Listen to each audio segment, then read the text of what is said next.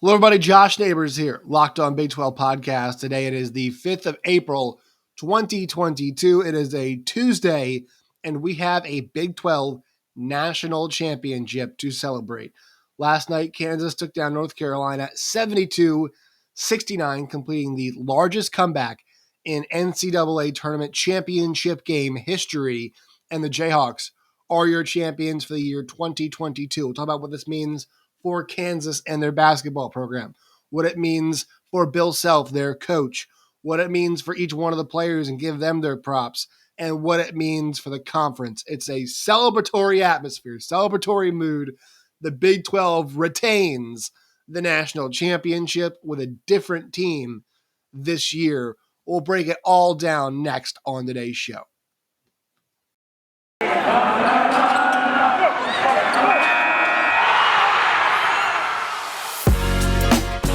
Locked On Big 12, your daily podcast on the Big 12 Conference, part of the Locked On Podcast Network, your team every day. Hello, everybody. Josh Neighbors here, Locked On Big 12 podcast. Make sure you guys follow us on Twitter at LO Big 12. You guys can follow me at Josh Neighbors _. You can find us on YouTube or wherever you get your podcasts. All right, so last night, the Kansas Jayhawks took down North Carolina 72-69 to win the school's fourth national championship, to win Bill Self's second national championship. He becomes the first coach to win more than one at Kansas. The Big 12 is now your champion for the second straight year. Kansas won it in 2022 last night as my alarm goes off. And then also 2021 Baylor, and they almost had three straight when Texas Tech played UVA. But it just shows you right now that the two real perennial powers are the ACC and the Big 12. Carolina has made, I think, 3 of the last 6 championship games. Obviously, the Big 12 has made 3 consecutive championship games, and so it's a down year for the ACC, but they still put 3 in the Elite Eight, and so they're right there. They've been right there for a long time. I think right now, if you're to say current state of affairs, the Big 12 has overtaken them. The ACC right now does not have 3 teams like Texas Tech, like Baylor, and like Kansas. I think we saw pretty convincingly this year that Texas Tech is going to be a program that's at the top of the mountain or around the top of the mountain for a long time, right? Chris Beard almost took them all the way there, and Mark Adams has picked up right where he left off, and they could have easily beaten Duke in that Elite Eight game.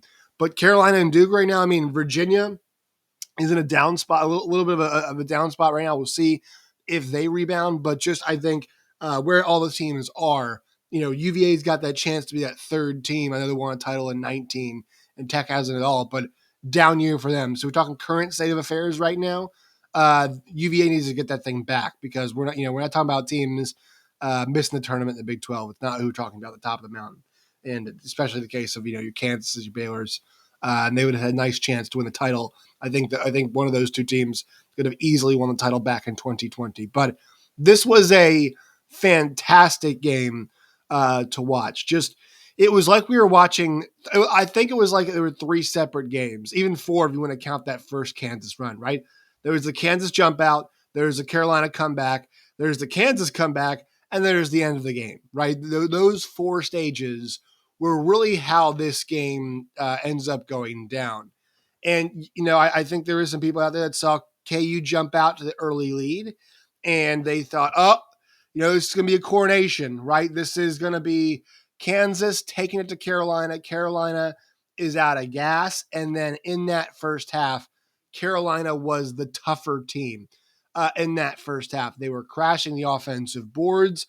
They were ensuring that whenever Kansas went to the rim, there was some off-balance, difficult shot with a hand in their face, firmly in their face, and they would limit them to one opportunity, right? It felt like Kansas was not getting additional chances to score because Carolina was just so strong inside. But I think it's difficult to maintain that level of play when you've got a group of guys that are, they are just so tough. Baycott, just not 100%, you could tell, limping around and fought his ass off. Brady Manick catches a an accidental elbow from David McCormick early in the game and is able to fight through it and play. And he had that moment where he slips late too. You could just tell these guys were battling all night long. Puff Johnson literally leaving it all out on the court there in the end. They played six guys, Puff being the other guy, and he was spectacular in that second half. And, I thought RJ Davis and Caleb Love did a pretty good job getting downhill in that first half. And then I thought, and we'll go through all the guys. DeJuan Harris was spectacular on defense. Love the way they went to David McCormick in the second half. Even Mitch Lightfoot had a moment or two. Jalen Wilson finally hit a three. It feels like every three he took was not going to go in.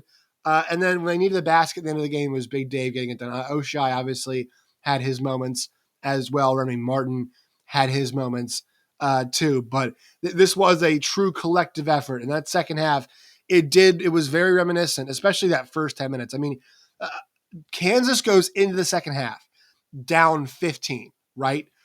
They're down 15 going into the half.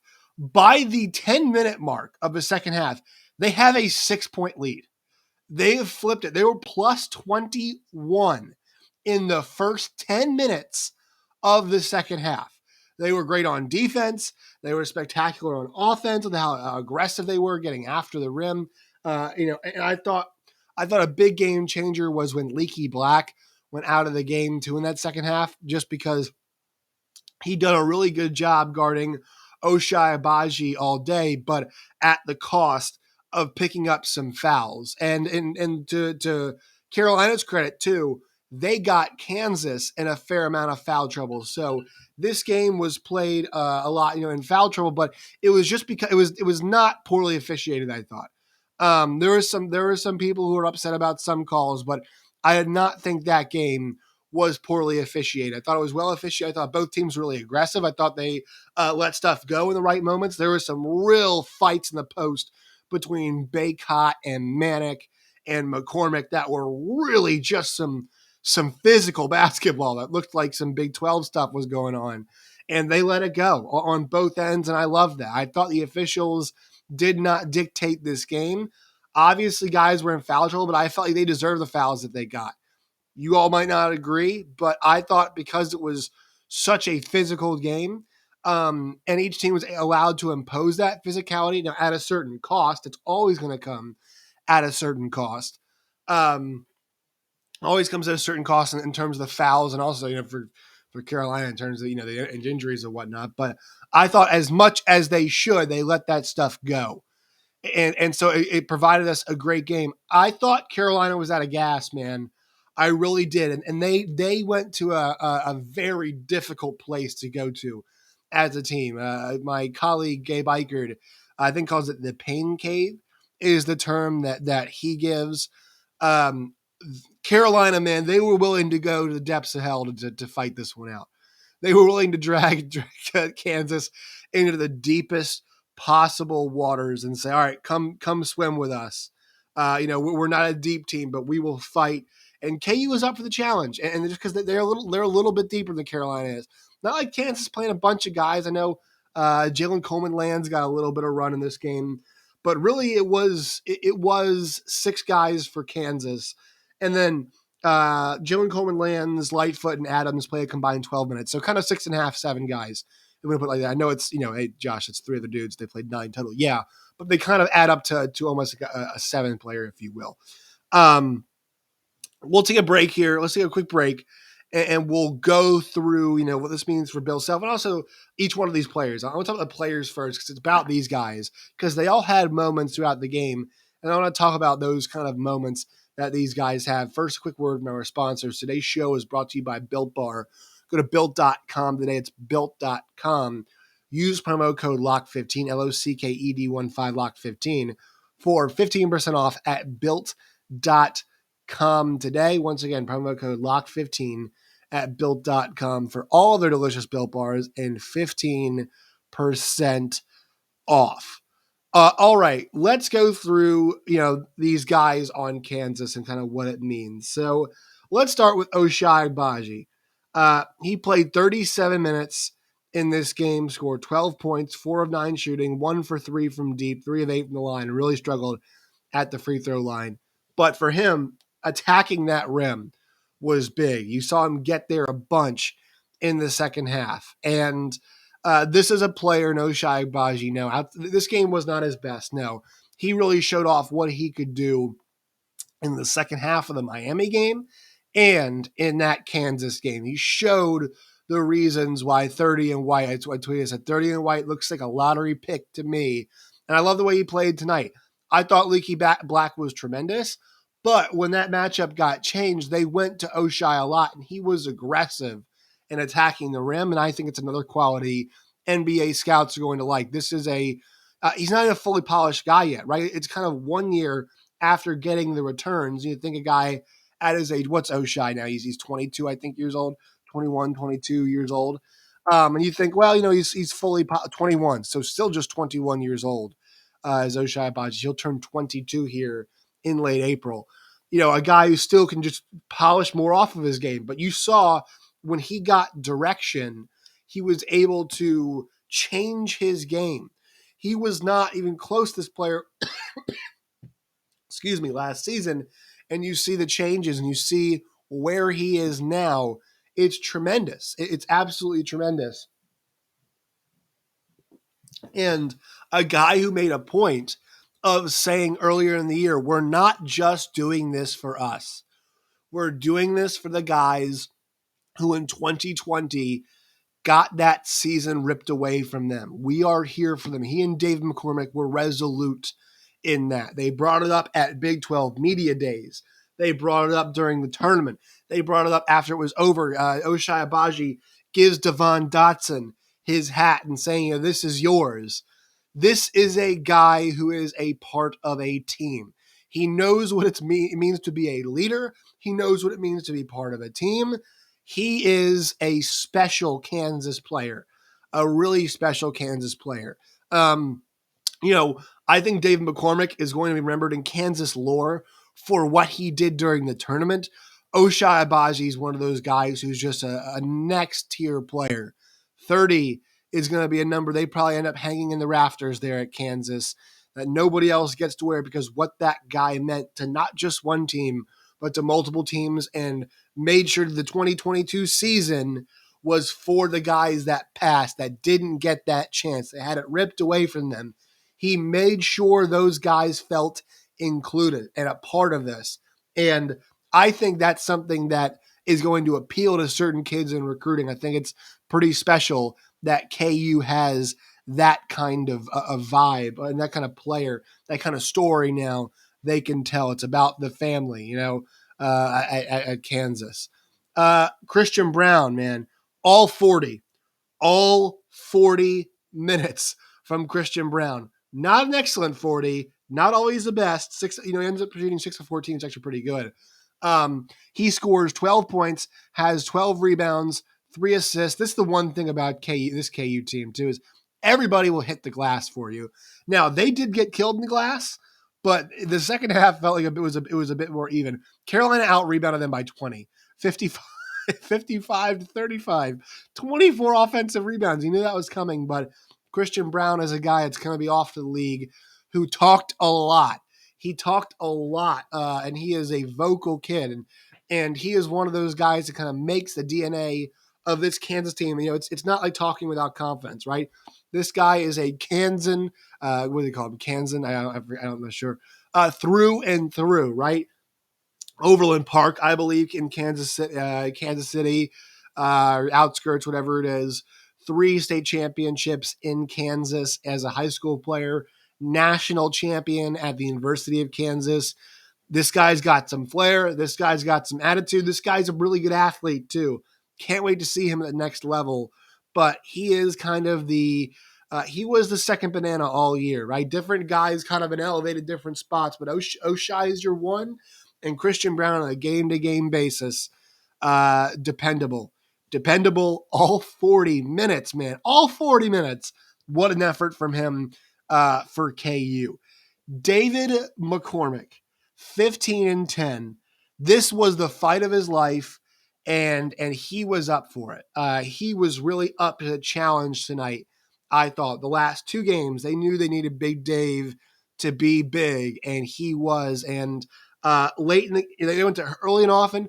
That middle part of the first half was not very good, in my opinion. I did not like the way that McCormick looked. I don't. Well, I mean the middle part, and nobody looked good on KU, but they end up going to him late in the game, and he gets the basket they need. And he really loves going to that left hand, didn't he? He likes to get middle. That's the one thing about Dave McCormick is he really likes to get middle. He likes to get to the middle of the floor, and he has got that really good hook shot. I thought Armando Bacot and Brady Manek did a good job. But what Bill Self did at the end of the game was identify a situation where Armando Bacot, sadly, could not be out there, and they attacked the mismatch of a Brady Manek guarding David McCormick, and they did so at the right moment in time. I thought Bill Self made a lot of mistakes in that first half. I thought he did a really good job in the second half with the adjustments, and then I thought he did a good job down the stretch of pulling all the right levers. McCormick has, he's put his place in history. Where he goes from here, what his NBA career looks like, I don't know. He is a player that has come and gone at times for Kansas, but all I know is that their two biggest games, they were David McCormick games. I think people will remember the performance. At least I will remember the most from this team was David McCormick's the basket lead, the attacking another great big in Armando Bacot and attacking Brady Manek, two just absolute warriors. And David saying, "I'm up for the challenge." I thought he was up for the challenge tonight because those two guys, we'll give Brady Manek his props here in a second, but they're so tough. So McCormick, another guy we have to give props to. Not doing Remy quite yet. DeJuan Harris, 1 for 5 tonight, had 2 points, 3 steals, 3 assists, did have 4 turnovers, did step out of bounds late in this game. But, man, he was a difference maker in the second half because of how good that defense was. Man, he was on fire defensively. Excuse me. He had the one sequence with the steal heading the opposite way where he just picked, I think it was RJ Davis's pocket, out of nowhere. He is a great perimeter defender. This is why Bill Self loves him so much and plays him as much as he does. Sure, he's a limited offensive player. Now, we saw him against Villanova, excuse me, hit a few threes, right?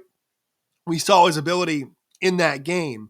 But for Kansas, this is a guy who has accepted his role, who knows what's expected, who knows what he has to bring, the leadership and the defense, and he's going to be a guy who's out there late in the game, and he was. Jalen Wilson, 15 points for him in this game, 5 for 13 shooting, 1 for 5 from 3. I feel like every single 3 he took this tournament was not going to go in. He does eventually hit one. I love the way, not as good rebounding day for him. Really good job to keep him off the glass. But on a whole, just another one of those glue guys who started off the season with a DUI and had to adjust, right? Had to accept that, he was starting in a down position. He was not in the spot that he needed to be and did a good job regaining Bill Self's trust, getting himself back in a position to help this team win a championship, and ends up really doing so. And I thought his best moments came throughout the tournament. Whenever KU needed the basket, Jalen Wilson was there muscling his way to the rim. He had a really nice stick back in this game in the second half to kind of keep a run going as well. I thought Jalen Wilson's another one of those guys who's learning to fit right in. I want to see him as a star next season. That's why I want to see his role. Remy Martin, he's the last guy I really want to talk about. Mitch Lightfoot, KJ Adams, and Jalen Coleman-Lands, sure, all parts of a championship team, but really want to talk about Remy Martin because so much has been made of the season this guy had. And with the pressure to fit in, I think Bill Self realized in the end that there's no making Remy Martin fit in. You just got to let him do it himself. And he fit in on defense. That's the one place they needed him to. And everybody's talked about how good his defense has been. He's not just some crazy shot maker. The confidence that he had on a couple of those right corner threes, was where he sniped. He was 4 of 6 on the day from the 3-point line. And I thought he had some really pivotal shots, a couple big threes to swing things back in Kansas's favor, shooting the ball with confidence. That's what he does. He shoots tough shots with confidence. And he was barking at dudes last night. He was talking. He was pointing at people. He was fired up and just talk about adding a player. That's what Kansas did late in this year. The guy eventually realized, I know how to fit in. I'll play great defense when I'm in the game, and I'm going to be myself. I'm going to score. No. Yes. Those are the shots that he takes, he makes, but he also took some shots, I thought, within the offense tonight. He did take some shots that were bad, but that's part of it. He took some really good shots within the offense. Those corner threes were big shots, and he knocked those down and made those. And he is an infallible part of this championship story. What he did, there is no Kansas Jayhawks national championship without him. Without him, they're the same group, now an improved group from last year that lost to USC, but it's still the same group. They did need something else. They did need addition. And Remy Martin was that guy. He was a special player. He was a spark plug. He was the guy who came off the bench and made things happen in a pretty impressive way, in a way that an All-American does. And then let's get to Bill Self, right? Bill Self's been maligned for not having a second championship. There's been a lot of conversation about, hey, Bill Self, doesn't have number 2, right? He joins a class of 15 coaches that have more than one national championship. It's a specific group, right? It's a very short group. It's a very impressive group. And you go now to the coaches that have 2. Right now it is Roy. Let's see, Roy's got 3. Denny Crum, Billy Donovan, Henry Iva, Ed Jucker, Branch McCracken, Bill Self, Dean Smith, Phil Woolpert, Jay Wright. I mean, he joins a really elite list. He's going to have a shot to go for 3 to join Calhoun, Knight, and Williams. Rupp's got 4, Krzyzewski's got 5, and Wooden's got 10. And so now he has elevated himself into that number 2 class, and Bill Self's now going to have plenty of time to go for number 3. Love the fact that he was asked about this after the game and made it all about the kids. He did say this is special for my family. His father passed. I love that. He says, yes, this is great. This is all about Kansas, though. I wanted to get Kansas another national championship. That's what I wanted to do. That was my goal. Loved hearing that from Bill Self. And then also, but once again, making it about the kids. And look, I did not think their game plan at times was great. I thought they could have really slowed things down in the first half and said, look, guys, we have to hold the ball for longer. We have to work for better shots. They're making us work. We do have to oblige them. We can't just run and attack the rim willy-nilly like they were doing. They adjusted in the second half, and I thought going to McCormick late was another stroke of genius from Bill Self. All right, quick word from our sponsors, and then we'll touch on the Big 12 side of this and also give some quick props here to North Carolina before we get out of here. Today's show is brought to you by BetOnline and BetOnline.net. You can go there today, Locked15. They've got odds, use promo code Locked On. They've got odds for next season's national championship that you guys can already get in on today. They've got odds for baseball, which starts this week. NFL draft coming up. NBA is heating up. NHL playoffs are around the corner. Everything is going down. It's a great time to be a sports fan, is it not? F1, NASCAR is the race on Sunday. It wants some money off Denny Hamlin, baby. Denny Hamlin. Love to see that. All that stuff's available at BetOnline and BetOnline.net. Go check it out today. BetOnline. It's where the game starts. Heber Davis, North Carolina, man. I got some Carolina fans who are in my life, and I did not love Carolina growing up. I found myself really loving this Carolina team. Brady Manick too, just a warrior, an absolute warrior. Baycott, all effort, all the time, hurt or not. Hate to see the floor give out on him the very end. I mean, they had to carry this guy off the court. They just nothing was going to break his will until the court broke from underneath his feet. I mean, that's what took him out. The floorboards actually, had to move. The heaven and earth had to move to get this guy out of the basketball game. I said this last night. I was like, you got to kill Manic. You got to kill Baycott to get these dudes out of the game. And it sucks that something unfortunate like that had to happen there late in that game. Really unfair. You can make the argument, definitely make the argument UNC wins. I think either way at that point. But those guys to fight, for Love and Davis to play as well as they did, for Leaky Black and his defense, for Puff Johnson, I'll leave it all out in the court. The interview Hubert Davis gives with Tracy Wolfs in the first half, live action. This is live action. I'm like, hell yeah, Hubert. Why would you not want to play for that guy? He gets it, man. That guy 110% gets what college basketball is about, how to get a group of kids to come together. People were talking, rightfully so, all year. Is Hubert the right guy? Did they make the right choice? Big losses to Miami. Big losses to Wake Forest, getting bounced in the ACC tournament, right? And then that's after they hammer Duke, when they show up in the tournament, they beat the brakes off Marquette. They were beating Baylor's ass for a long period of time too. Brady Manick was on pace to go for like 40 in that game. They hang on in that one. They take out a really awesome UCLA team, right? They take out an awesome UCLA team. Why? Because of an effort play from Armando Baycott to save the ball back in bounds. I believe it was Caleb Love who hits that three to send them home. They beat the hell out of St. Peter's, as they should. They hung on to beat Duke, and then when the tank seemingly was empty for Carolina in this game, they found a way to keep fighting, keep pushing, and they just they just came up a little bit short tonight. I hesitate to say Kansas was the much better basketball team tonight. They were not. They were not a much better team. This was a game of runs. There are different sections, but really all things are pretty even there in that backstretch. Losing Baycott might have been that decider. He was not there to guard McCormick in the paint in the end. It's just hard to know. But what an effort from Carolina. One final thing. This is back-to-back titles for the Big 12. We'll get more on this.